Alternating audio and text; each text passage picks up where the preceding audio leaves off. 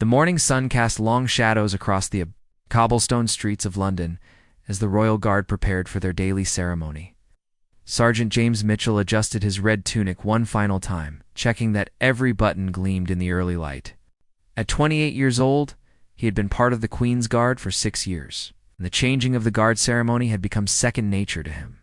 Yet each morning still brought the same mixture of pride and responsibility that had first drawn him to this prestigious role. Born in a small village in Yorkshire, James had dreamed of serving in the Royal Guard since he was a boy watching ceremonies on television with his grandfather, who had served in the Second World War. His grandfather's stories of honor, duty, and service had planted seeds that grew into James's unwavering commitment to his country and its traditions. Even now, standing in the crisp London morning, he could hear his grandfather's voice reminding him that wearing the uniform was both a privilege and a responsibility. The crowd gathered early that Tuesday morning, tourists and locals alike, positioning themselves behind the rope barriers. Children pressed their faces against the metal railings, their eyes wide with excitement. Parents held up phones and cameras, ready to capture the precision and pageantry that made this ceremony famous worldwide. James noticed a group of Japanese tourists consulting their guidebooks, an American family with matching London t-shirts, and several elderly British citizens who likely came to watch regularly.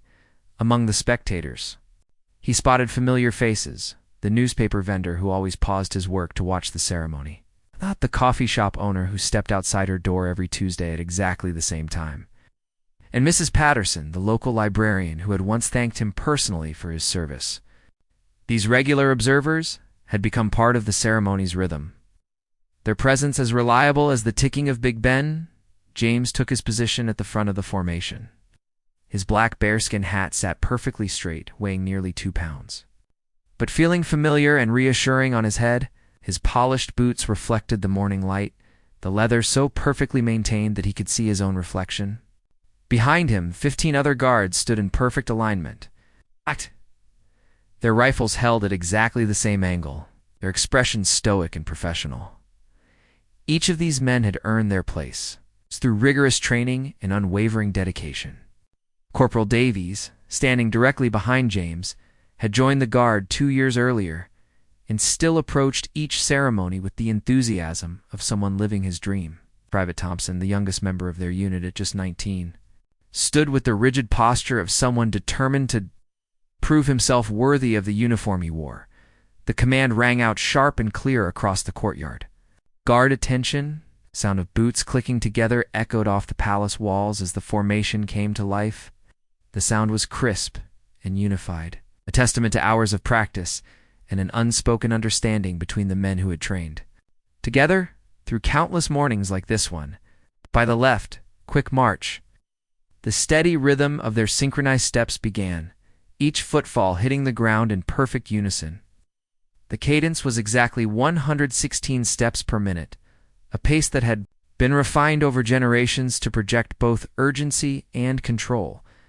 James felt his body automatically adjusting to the familiar rhythm, his breathing synchronizing with the movement of his fellow guards as they marched toward their destination. James kept his eyes fixed straight ahead, just as his training demanded. The peripheral vision techniques he had mastered allowed him to be aware of his surroundings without compromising the disciplined appearance that was so crucial to the ceremony. The crowd moved alongside them, staying behind the barriers, but following their progress with obvious delight.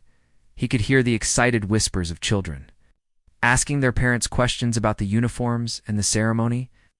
"Why do they wear those big hats, Daddy?" a small voice asked. "Are those real guns, Mummy?" came another query. The clicking of cameras provided a constant backdrop, along with the gentle murmur of tour guides explaining the significance of what they were witnessing in multiple languages. The weight of tradition sat heavily on his shoulders, but it was a weight he carried with pride. Every step was measured, every movement deliberate. This wasn't just a march. It was a living piece of history, a connection to centuries of British tradition and ceremony. James knew that similar ceremonies had taken place through world wars, during royal celebrations, and in times of national mourning. He was part of an unbroken chain of service that stretched back through generations. The morning air was crisp, and cool, perfect weather for the ceremony. James could smell the faint aroma of coffee from a nearby cafe, mixed with the fresh scent of morning dew on the grass and the subtle fragrance of flowers from the royal gardens. He heard the distant sounds of London waking up, buses rumbling past on their morning routes, car doors slamming as commuters hurried to work. The general hum of a city coming to life, but none of these distractions affected his focus. He had trained for years to maintain this level of concentration and discipline, learning to acknowledge sounds and smells without allowing them to break his concentration. His instructors had taught him that true military bearing meant being completely aware of his environment, while remaining utterly committed to his duty. As they approached the halfway point of their route, James noticed the crowd was particularly large today. A group of school children on a field trip clustered together, their bright yellow safety vests making them easy to spot. Their teacher was trying to keep them organized, while they watched in fascination, some of the children attempting to march. In step with the guards, elderly couples stood hand in hand, perhaps remembering their own younger days when they might have witnessed similar ceremonies, or thinking of family members who had served in various conflicts.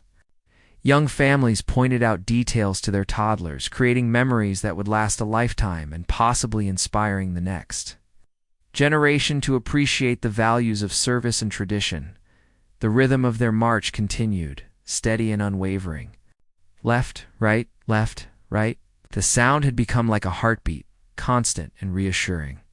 James felt the familiar surge of pride that came with representing his country in this way, knowing that people from around the world had traveled specifically to witness this moment. Some had planned their entire London vacation around seeing the changing of the guard, and he was determined to give them the dignified, professional ceremony they deserved to experience. The formation moved with clockwork precision through the streets, their red tunics a striking contrast against the gray London morning. James maintained his forward gaze, but his peripheral vision caught something that made his heart skip a beat. About 20 feet ahead, an elderly woman was struggling near the edge of the sidewalk. She appeared to be in her 70s, silver hair peeking out from under a small blue hat that matched her carefully coordinated outfit. Her walking cane had fallen from her grasp and rolled several feet away into a small puddle from the previous night's rain, leaving her unsteady and reaching desperately for support. The woman's face showed confusion and distress as she tried to maintain her balance while bending toward her fallen cane. Her small frame trembling with the effort, James could see that she was well-dressed but not wealthy. Her blue wool coat was clean and pressed but showed signs of many years of careful wear. Her small black purse hung from her wrist. She wore sensible shoes that had clearly carried her through many London walks.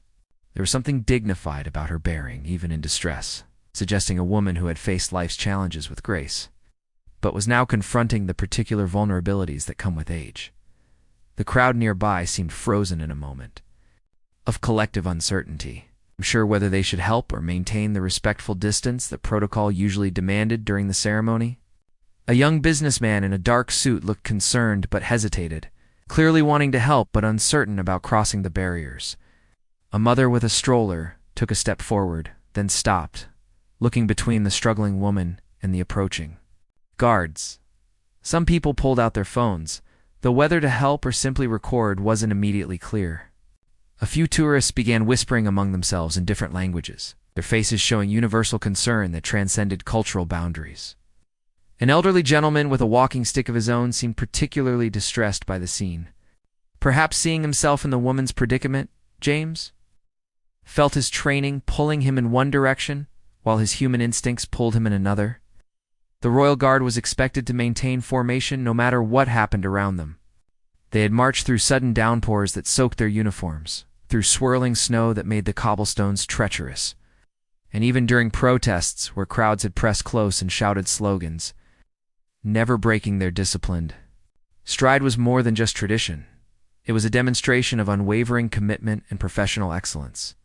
He remembered his training instructor, Sergeant Major Williams, a gruff man with 30 years of service who had drilled into them the absolute importance of maintaining composure and formation. "The public looks to you as a symbol of reliability and strength," Williams had said during one particularly intense training session. If you can't maintain discipline during a simple ceremony, how can they trust you to defend their country in times of real crisis? But as they drew closer, James could see that the elderly woman was genuinely in trouble. She had lost her balance completely now and was reaching out with trembling hands, trying to find something steady to hold on to. Her blue coat was getting wrinkled and damp as she bent awkwardly, and her small purse had fallen to the ground beside her cane, its contents beginning to spill onto the wet pavement. The woman's breathing appeared labored, and James could see the panic beginning to set in her eyes. She looked around desperately for help, her gaze moving from the hesitant bystanders to the approaching formation. There was something in her expression that reminded him powerfully of his own grandmother, who had struggled with mobility in her final years but had always tried to maintain her independence with quiet dignity. The other guards continued their march, their training keeping them focused straight ahead despite the unusual situation developing nearby. They trusted that James, as their sergeant, would maintain the formation's integrity and handle whatever decision needed to be made. Corporal Davies, marching directly behind him, maintained perfect posture while being keenly aware that something was testing their leader's resolve. James could hear his commanding officer's voice in his head, reciting the regulations about maintaining discipline and focus during public ceremonies. Colonel Harrison had always emphasized that the Guard represented something larger than individual comfort or convenience. They embodied the steadfast reliability of British institutions and values. But competing with that voice was another. Memory, his grandfather's stories about real courage, about the times during the war when following orders meant one thing, but doing what was right meant something else entirely. True courage, his grandfather had once told him, isn't about being fearless. It's about being afraid and doing the right thing anyway. He thought about his own grandmother, who had passed away 2 years earlier after a fall outside her local grocery store. She had lain on the pavement for several minutes while people walked past, assuming someone else would help. By the time assistance arrived, her injury had worsened considerably, and she never fully recovered her confidence or mobility. The woman looked up as the formation approached, her eyes meeting James's for just a moment. In that brief glance, he saw fear, embarrassment, a quiet dignity that reminded him exactly why he had joined the Guard in the first place, not just to perform ceremonies or maintain traditions, but to serve and protect people who needed help. Her lips moved slightly, though he couldn't hear the words over the sound of their synchronized footsteps. He could see her mouthing please or help. The desperation in her eyes was unmistakable, and James felt something fundamental shift inside him. The sound of their synchronized footsteps continued to echo off the buildings around them, left, right, left, right. But James felt his internal rhythm beginning to change, his conscience wrestling with his duty. The training that had been drilled into him for years was clear and unambiguous. But so was the moral imperative standing before him in the form of a vulnerable human being who needed assistance.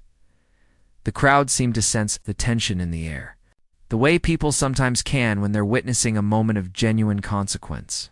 Parents lifted their children higher to get a better view. Tourists raised their cameras with a different kind of anticipation. And everyone seemed to lean forward slightly as if they were watching a critical moment in a movie and couldn't bear to miss what happened next. The distance between the formation and the struggling woman continued to shrink. And James knew that in just a few more steps, the moment would pass forever. Whatever he chose to do in the next few seconds would define not only this morning's ceremony, but perhaps his entire understanding of what it really meant to serve. Time seemed to slow down as James approached the moment of truth. The elderly woman was now barely 3 steps away from the formation's path. Her hands shook as she tried to steady herself against a lamppost, her walking cane still lying uselessly on the cobblestones several feet away. The desperation in her movements was becoming more pronounced, and James could see that she was beginning to panic. Without breaking stride, James made his choice. In one fluid movement that surprised even himself, he stepped out of formation. The sound of his boots hitting the pavement changed rhythm. As he moved away from his fellow guards and toward the struggling woman, the transition was so smooth that for a moment it seemed like it might have been part of the planned ceremony. The crowd gasped collectively, sound that rippled through the gathered spectators like a wave. Cameras clicked rapidly as tourists and locals alike realized they were witnessing something extraordinary. Children pointed with excitement, their small voices rising above the general murmur of amazement. Adults exchanged glances of surprise and appreciation, many of them recognizing immediately that this was not part of the usual ceremony. An American tourist lowered her camera completely, too moved by what she was seeing to worry about capturing it on film. A British gentleman removed his hat in a gesture of respect for what he was witnessing. Several people in the crowd felt tears prick their eyes, though they couldn't quite explain why this moment was affecting them so deeply. "Allow me to help." "You, ma'am," James said softly, his voice carrying a warmth that contrasted sharply with the stern, ceremonial expression he had worn just moments before. He gently took the woman's arm, providing the steady support she desperately needed. His military training automatically assessing her condition and adjusting his assistance accordingly. The woman looked up at him with surprise and gratitude, her eyes widening as she took in the full reality of what was happening. Here was a member of the Royal Guard in full ceremonial dress, having broken away from an official ceremony to help her personally. "Oh my goodness," she whispered, her voice trembling slightly with emotion and relief. "I'm so sorry to interrupt your important ceremony. I just couldn't reach my cane, and I felt so foolish standing there helpless like that." James smiled reassuringly, the transformation in his demeanor complete.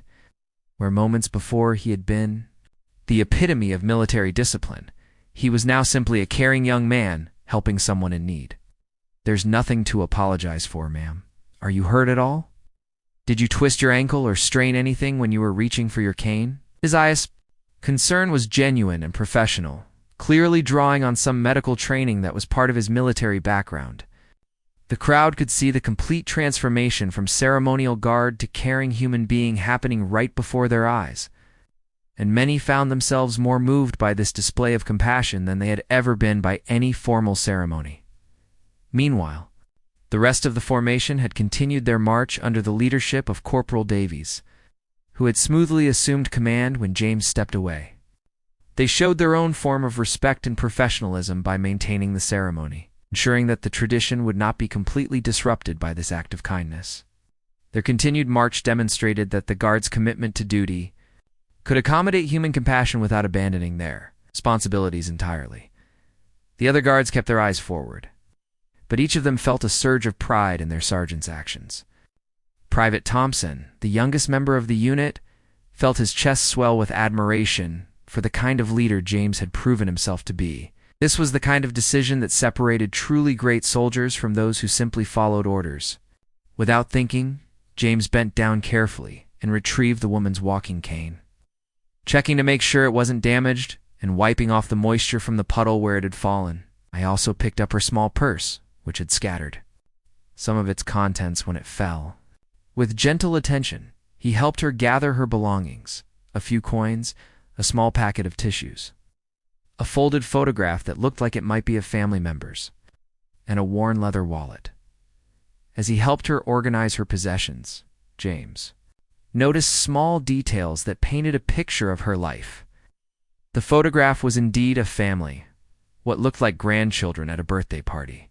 Her wallet was well used, but carefully maintained, containing a few pound notes and what appeared to be a senior citizen's bus pass. These glimpses into her personal life only reinforced his conviction that helping her had been the right choice. "You steady now, ma'am?" James asked, making sure she had a firm grip on her cane and that her purse was securely back on her wrist. "Do you need me to help you sit down somewhere, or call someone for you?" The woman tested her balance carefully, taking a small step with James's supportive hand ready to catch her if needed. "I think I'm quite all right now, thanks to you, young man. What's your name, dear? I want to remember who helped me today, and I want to be able to tell my grandchildren about the kind soldier who stopped his important ceremony to help their grandmother." "Sergeant James Mitchell, ma'am," he replied, straightening his red tunic and adjusting his bearskin hat, which had shifted slightly during his assistance. "But more importantly, what's your name? Do you need any additional assistance getting to where you're going? I want to make sure you reach your destination safely."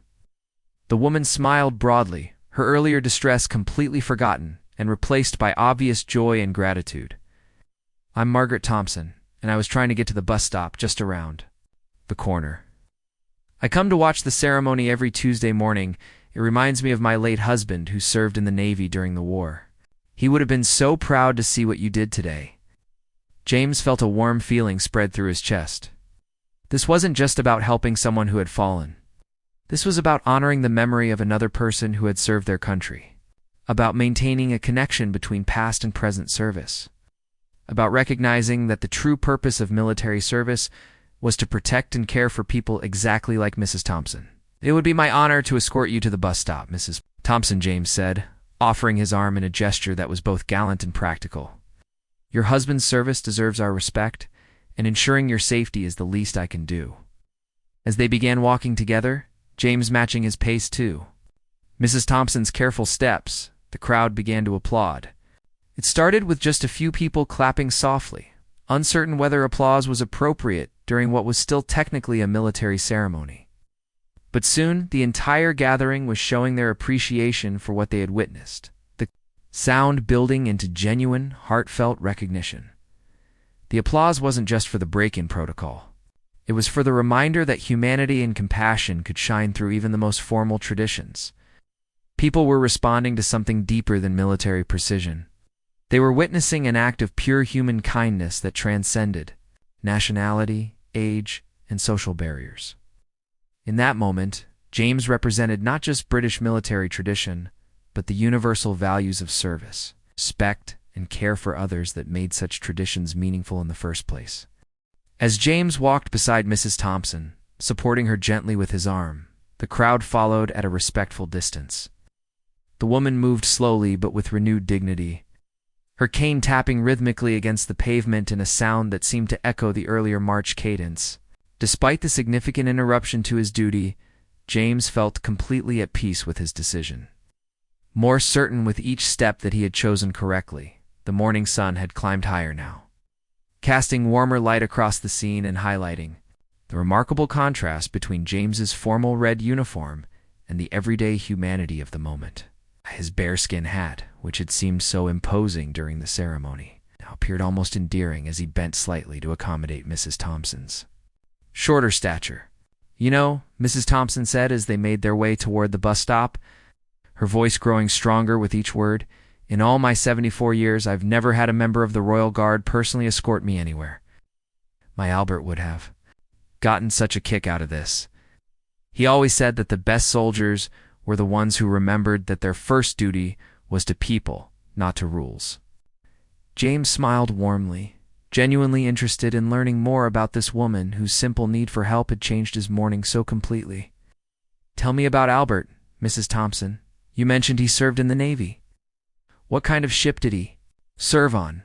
Her eyes lit up with the special glow that comes when someone talks about a beloved memory. It's a kind of radiance that transforms an elderly person's face and lets you see the young person they once were. "Oh yes, he was so proud of his service. He served on a destroyer during the war, HMS Intrepid. They were in the Mediterranean mostly, protecting convoys and supporting the troops in North Africa. 43 years we were married after he came home, and he never missed a chance to watch military ceremonies on television." She paused to catch her breath slightly, but her enthusiasm for the subject was clear. "Albert always said that the young men and women in uniform represented the very best of what our country could be. He would sit in his favorite chair every Tuesday morning when the ceremony was broadcast, and he'd salute at the end. Even when he was in his 80s and could barely lift his arm, he'd still manage that salute." The crowd around them had grown larger as word spread about what was happening. But instead of the usual tourist excitement focused on getting the perfect photograph, there was a reverent quality to their attention. People were witnessing something beautiful, a moment of genuine, human connection that transcended the formal boundaries of duty and protocol. Many had put away their cameras entirely, recognizing that some moments were too precious to view through a lens. A young couple from Australia stood hand in hand, watching with obvious emotion. The woman whispered to her companion, "This is what real strength looks like." An elderly French tourist nodded approvingly, perhaps remembering similar acts of kindness from his own military service decades earlier. Your husband sounds like he truly understood what service means, James said thoughtfully. The ceremony and the tradition are important, but they're meaningful because of people like Albert and what they sacrificed for all of us. He would have been so impressed with what you did today, Mrs. Thompson, getting yourself to the ceremony every week to honor his memory. Mrs. Thompson's eyes grew misty, but they were tears of joy rather than sadness. Albert always believed that true strength wasn't about following rules blindly, but about knowing when to break them for the right reasons. He used to tell me stories about times during the war when he had to choose between following orders exactly and doing what his conscience told him was right. Said the best officers were the ones who understood that sometimes serving people meant making difficult choices.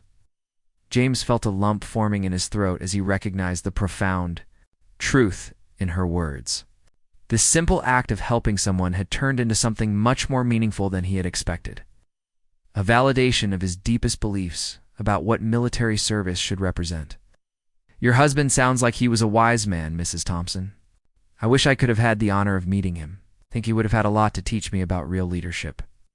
As they reached the bus stop, James could see that Mrs. Thompson's bus was still a few minutes away, according to the digital display. He helped her sit down on the bench, making sure she was comfortable and had her belongings organized. The bench was one of the newer London designs, the back and armrests that provided good support for elderly passengers. Other people at the bus stop looked on with amazement, clearly recognizing the unusual nature of the situation. A businessman in a rumpled suit who had been checking his phone constantly now stood quietly, seemingly moved by what he was witnessing. A young woman with a baby stroller smiled warmly at the scene, perhaps thinking about the kind of world she hoped her child would grow up in. A middle-aged mother with a small child approached them, hesitantly, clearly wanting to say something but uncertain about interrupting. James noticed her approach and nodded encouragingly, understanding that people needed to process what they had witnessed in their own ways. "Excuse me," she said to James, her voice soft but sincere, "but I wanted to thank you for what you did. Back there. My daughter Emma was watching the ceremony, and she asked me why the soldier stopped to help the lady. I told her it was because sometimes being kind is more important than following rules, that real heroes are people who help others even when it's difficult or inconvenient." The little girl, who couldn't have been more than 5 years old, peeked out from behind her mother's legs and looked up at James with wide, curious eyes filled with the frank assessment that only children can manage. Her blonde hair was pulled back in pigtails, and she wore a small backpack decorated with cartoon characters. "Are you a real soldier?" she asked in the direct way that only children can manage, her voice clear and unafraid. "My granddad says, soldiers protect people. Is that what you were doing?" James knelt down to her level, his formal military bearing softening completely as he engaged with the child. The transformation was remarkable, from ceremonial guard to gentle mentor in a single movement. "I'm a real Guara." As James walked beside Mrs. Thompson, supporting her gently with his arm, the crowd followed at a respectful distance. The woman moved slowly but with dignity, her cane tapping rhythmically against the pavement. Despite the interruption to his duty, James felt completely at peace with his decision. "You know," Mrs. Thompson said as they made their way toward the bus stop, "in all my 74 years, I've never had a member of the Royal Guard personally escort me anywhere. My Albert would have gotten such a kick out of this." James smiled warmly. "Tell me about Albert, Mrs. Thompson. You mentioned he served in the Navy?" Her eyes lit up with the special glow that comes when someone talks about a beloved memory. "Oh yes, he was so proud of his service. 43 years we were married, and he never missed a chance to watch military ceremonies. He always said that the young men and women in uniform represented the very best of what our country could be." The crowd around them had grown larger as words spread about what was happening, but instead of the usual tourist excitement, there was a reverent quality to their attention. People were witnessing something beautiful, a moment of genuine human connection that transcended the formal boundaries of duty and protocol. "He would have been so impressed with what you did today," Mrs. Thompson continued. "Albert always believed that true strength wasn't about following rules blindly, but about knowing when to break them for the right reasons." James felt a lump forming in his throat. This simple act of helping someone had turned into something much more meaningful than he had expected. "Your husband sounds like a wise man, Mrs. Thompson. I hope I would have had the honor of meeting him."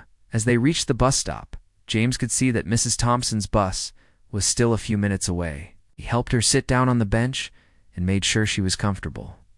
Other people at the bus stop looked on with amazement, clearly recognizing the unusual nature of the situation. A young mother with a small child approached them hesitantly. "Excuse me," she said to James, "but I wanted to thank you for what you did back there. My daughter Emma was watching the ceremony, and she asked me why the soldiers stopped to help the lady. I told her it was because sometimes being kind is more important than following rules." The little girl, who couldn't have been more than 5 years old, looked up at James with wide, curious eyes. "Are you a real soldier?" she asked in the direct way that only children can manage. James knelt down to her level, his formal bearing softening completely. "I'm a real guard, and my job is to protect people and serve my country. Sometimes that means marching in ceremonies, and sometimes it means helping someone who needs assistance." Emma nodded solemnly, processing this information. Then she reached into her small backpack and pulled out a slightly crumpled flower she had picked earlier. "This is for you, for being nice to the grandma lady." The gesture was so innocent and heartfelt that several people nearby felt their eyes getting moist. James accepted the flower with the same seriousness he might have shown when receiving a medal. "Thank you, Emma. I'll treasure this." Mrs. Thompson watched this interaction with obvious delight. "You know, James, may I call you James? You've made this old woman's day brighter than it's been in months. But more than that, you've shown everyone here that courtesy and kindness never go out of style." As Mrs. Thompson's bus finally arrived, James helped her to her feet and made sure she could board safely. The bus driver, who had clearly heard about the situation from other passengers, nodded respectfully at James and waited patiently while he ensured Mrs. Thompson was settled in her seat. "Will I see you next Tuesday?" Mrs. Thompson asked through the bus window, her face beaming with joy. "I'll be here, Mrs. Thompson." "Same time, same route," James replied, touching the brim of his bearskin hat in a small salute.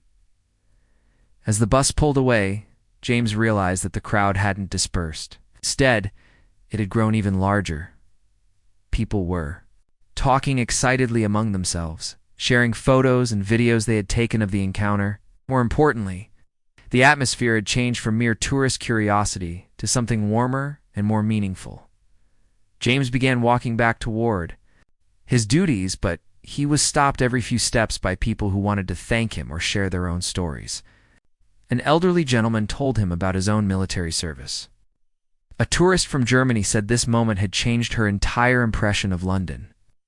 A teenage boy asked if James thought he might be good enough to join the Guard someday. Each interaction was brief but genuine. James realized that his simple act of kindness had somehow given everyone permission to be more open or connected with each other. Strangers were talking to strangers, sharing smiles and stories that might never have been exchanged otherwise. When he finally rejoined his unit, James expected some form of reprimand. Breaking formation during a ceremony was serious business, and there would certainly be questions from his superiors. But his fellow guards greeted him with subtle nods of approval. Corporal Davies, who had taken over the formation, simply said, "Well done, Sergeant." The ceremony continued just fine. Later that afternoon, James was called into his commanding officer's office.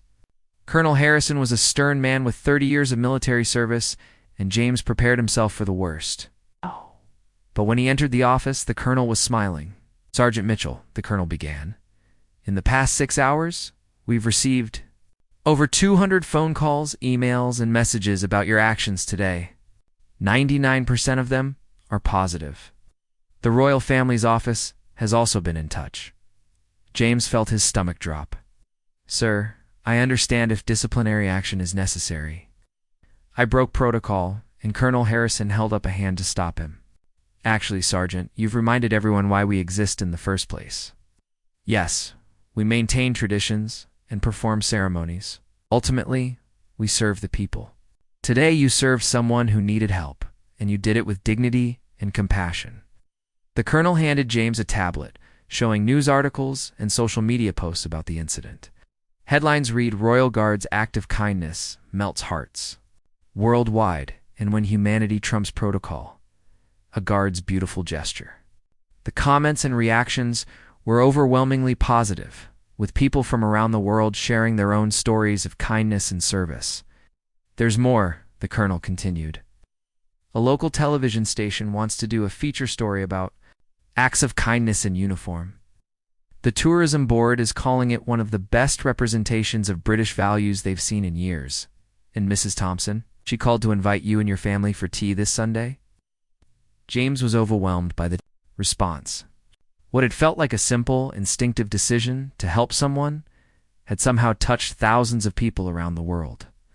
He thought about Emma's flower, carefully pressed in his pocket, and Mrs. Thompson's grateful smile, and he knew he would have made the same choice regardless of any consequences. The following Tuesday morning arrived with an extraordinary sense of anticipation that was unlike anything London had seen in recent memory. Word had spread far beyond the usual tourist networks about James's act of kindness and the crowd gathering. For the changing of the guard ceremony was not only noticeably larger than usual, but qualitatively different. These weren't just curious tourists hoping to witness another break in protocol. These were people who had been genuinely touched by what they had witnessed, heard about, or read about, and who wanted to be part of something meaningful. The street vendors noticed the difference immediately. Instead of their usual brisk sales of postcards and souvenirs to hurried tourists, they found themselves engaged in longer conversations with visitors who wanted to know more about the ceremony's history and significance. A coffee shop owner later reported that she had never seen so many people stopping to help others carry their orders or holding doors for strangers. Mrs. Thompson arrived early, positioned in her usual spot but now accompanied by a small entourage of supporters. Her walking stick bore a small ribbon, a gift from Emma, the little girl who had given James the flower, and she wore her best blue coat along with a new silk scarf that her granddaughter had bought her especially for this occasion. Two of her neighbors had insisted on accompanying her, both eager to meet the kind guard she couldn't stop talking about. Word of her story had spread through her local community as well.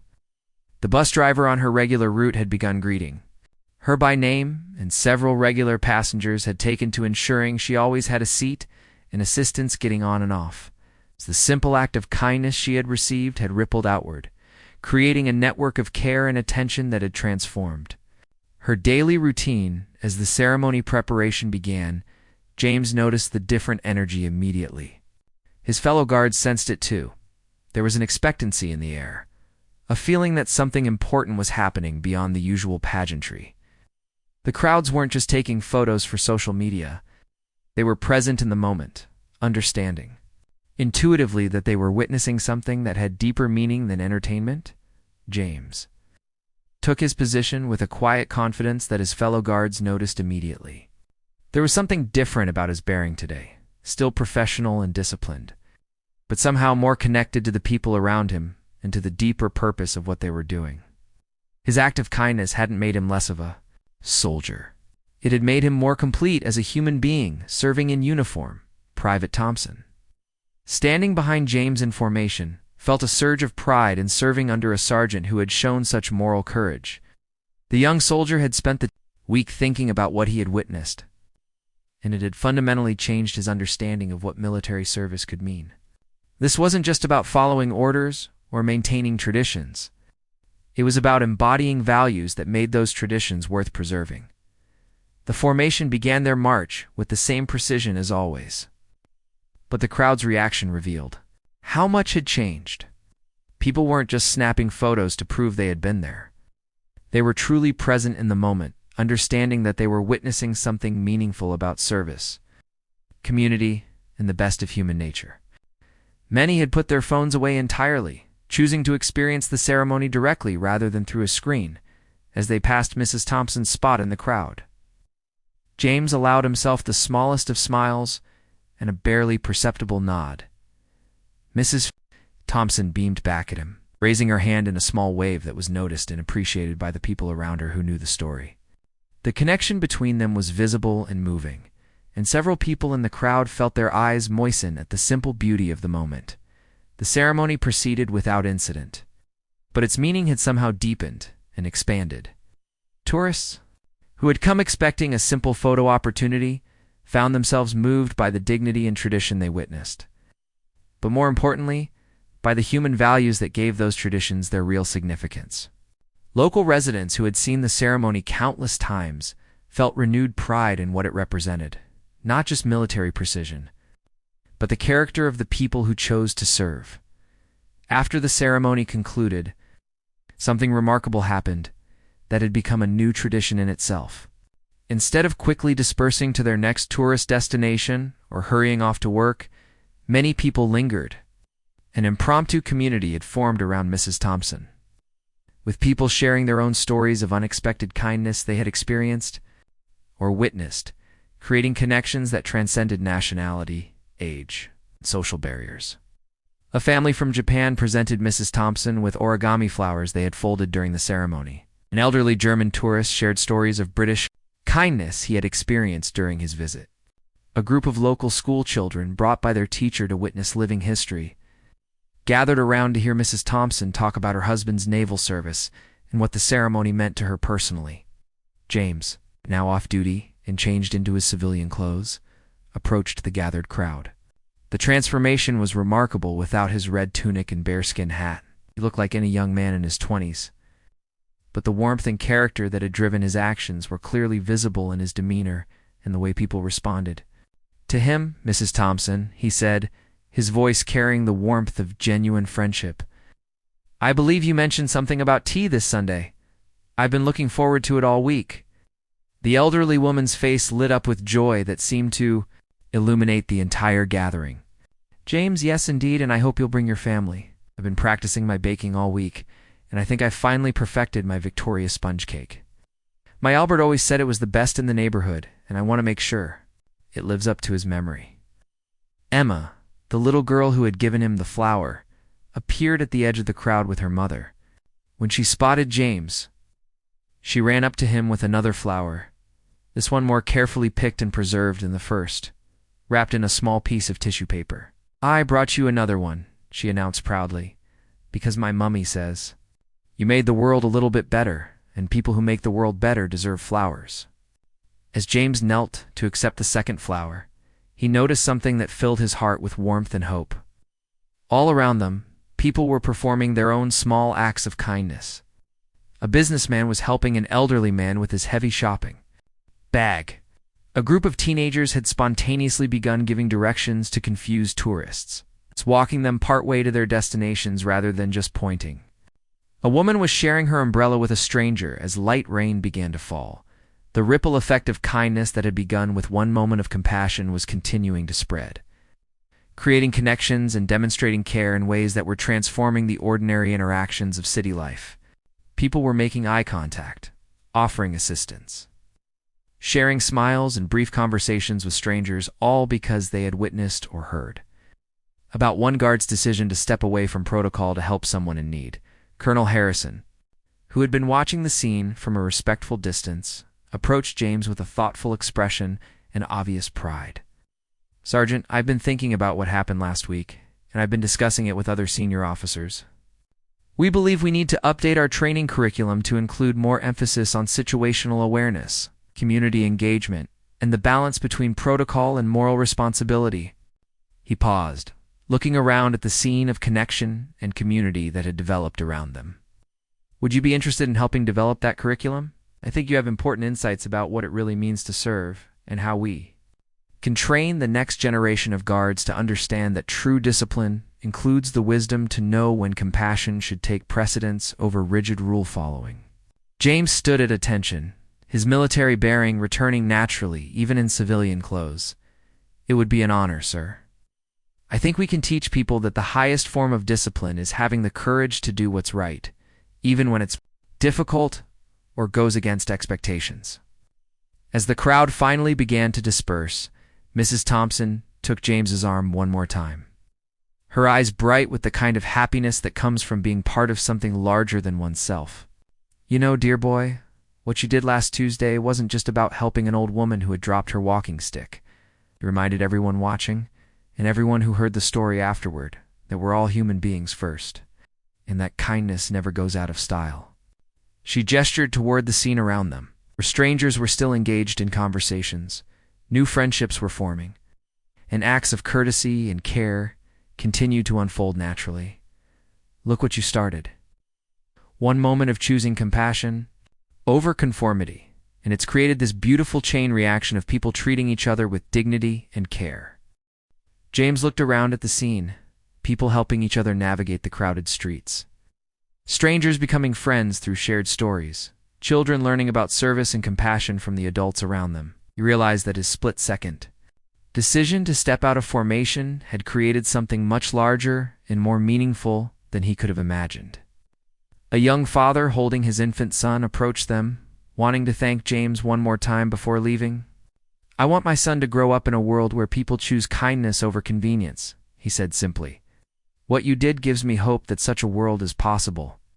From that day forward, the Tuesday ceremony became known for much more than its precision and tradition. It had become a weekly reminder that true strength comes not just from discipline and protocol, but from the moral courage to show compassion when it matters most. Tour guides began including the story in their presentations. Teachers used it as an example of character in their classrooms, and parents shared it with their children as a lesson about doing the right thing regardless of rules or expectations. And every Tuesday, Mrs. Thompson would be there in her usual spot, watching with pride and joy as the guards marched by. She knew that somewhere in that formation was a young man who understood that serving others with compassion and dignity is the highest form of service to one's country. The ceremony continued to honor centuries of tradition, but now it also celebrated the timeless human values that make those traditions truly meaningful: kindness, courage, and the recognition that we are all responsible for taking care of each other. The flower that Emma had given James was carefully preserved in a frame on his desk, alongside a photograph from that remarkable Tuesday morning. But the real memorial to that moment lived on in the countless acts of kindness it continued to inspire, proving that sometimes the smallest gestures can have the most profound and lasting impact on the world.